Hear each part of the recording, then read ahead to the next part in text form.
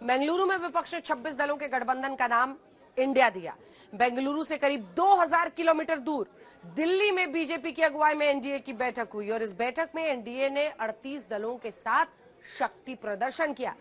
ये बताने की भी कोशिश की कि विपक्ष के कुनबे से बड़ा एनडीए का कुनबा है, लेकिन कांग्रेस कह रही है पुराने दुराने एनडीए में फिर से जान फूंकने की कोशिश की जा रही है।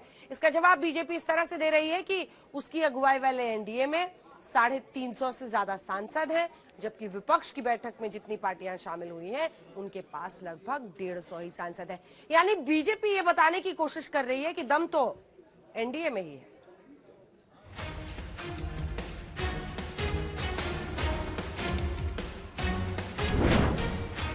ये तस्वीर बता रही है कि मोदी किस तरह से अपने कुनबे को सहेज रहे हैं। जी हां, 2024 की प्लानिंग के लिए एनडीए की बैठक से पहले पीएम मोदी कुछ इस अंदाज में चिराग पासवान से मिलते हैं। पहले चिराग मोदी के पांव छूते हैं, फिर मोदी उन्हें गले से लगाते हैं।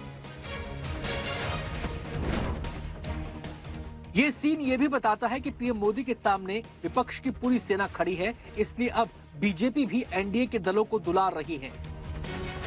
2024 की लड़ाई कितनी तगड़ी होने वाली है, ये इसी से पता चलता है कि जब विपक्ष ने 26 दलों का गठबंधन बनाया तो बीजेपी ने भी बता दिया कि एनडीए में उसके साथ पूरे 38 दल खड़े हुए हैं।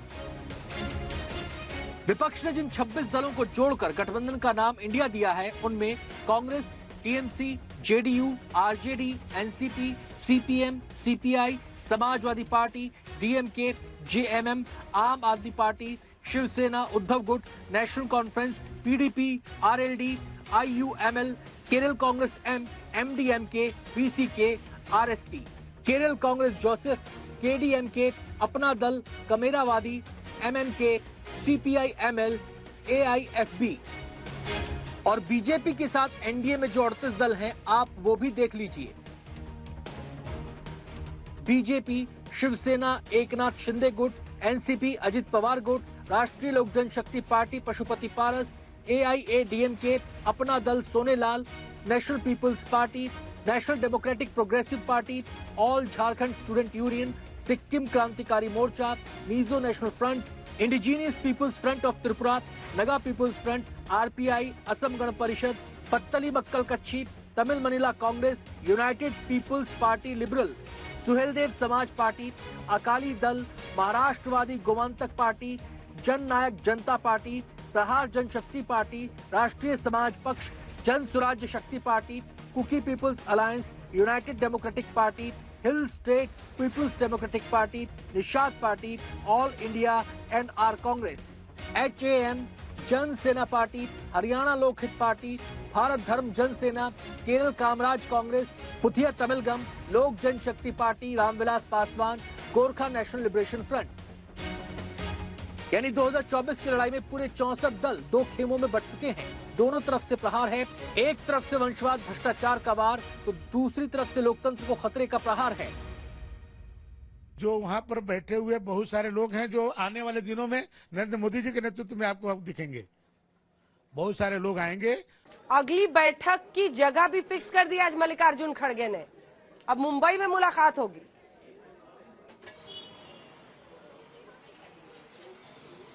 बिल्कुल अंजना, देखिए ये एक बड़ा दिन था विपक्ष के लिए जब इंडिया नाम सामने आ गया, यानी कि लड़ाई प्रधानमंत्री नरेंद्र मोदी बनाम इंडिया होगी, ये कहने की कोशिश थी।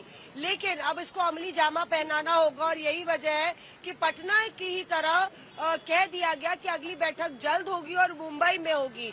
तो मुंबई में बैठक के एक पंथ दो काज, यानी कि एक तीर से दो निशाने। एक तो गठबंधन को आगे बढ़ाना है, उसमें कन्वीनर कौन होगा, चेयरपर्सन कौन होगा, को कन्वीनर कौन होगा, ये तय हो जाएगा। दूसरा कि मुंबई में बैठक करके ये संदेश देना है कि भाजपा की जो तोड़ मरोड़ की राजनीति है उसके हम खिलाफ है। एक तरफ उद्धव ठाकरे है और एक तरफ शरद पवार है, ये दोनों हमारे साथ है और यही इंडिया है जो इसके खिलाफ है। तो कुल मिला के यही संदेश देने की कोशिश है।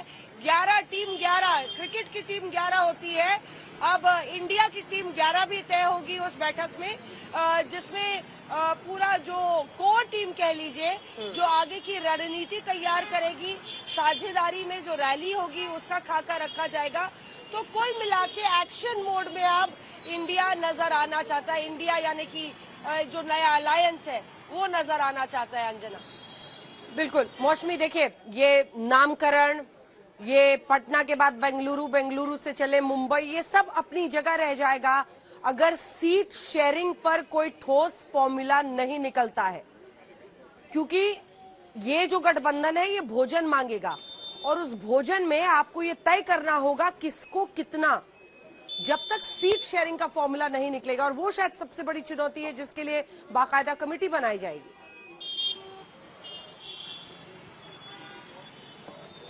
बिल्कुल, देखिए अंजना, आपने सही कहा, दो चीजें हैं जिस पर लड़ाई हो सकती है, रस्साकशी हो सकती है। एक तो जो आप सीट शेयरिंग कह रही हैं, बताया जा रहा है कि अरविंद केजरीवाल ने इस मसले पर मुद्दा भी उठाया और पूछा भी कि सीट शेयरिंग का हमें खाका तैयार करना चाहिए, टीम बनानी चाहिए। हमने भी प्रेस वार्ता में अंजना ये सवाल पूछा था, जिसका गोल मटोल जवाब मिला कि मुंबई में हम तय करेंगे।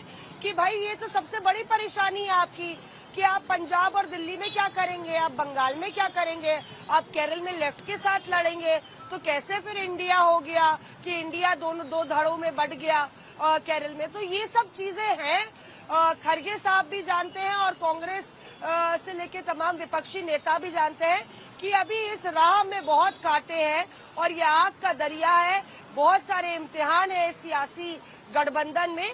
मुंबई में शायद बिग पिक्चर और क्लियर होगी। अंजना, बिल्कुल, धन्यवाद आपका मौसमी, हमारे साथ जुड़ने के लिए, तमाम जानकारी देने के लिए और वो मिजाज भी बताने के लिए जो शायद विपक्षी खेमे में इस वक्त है।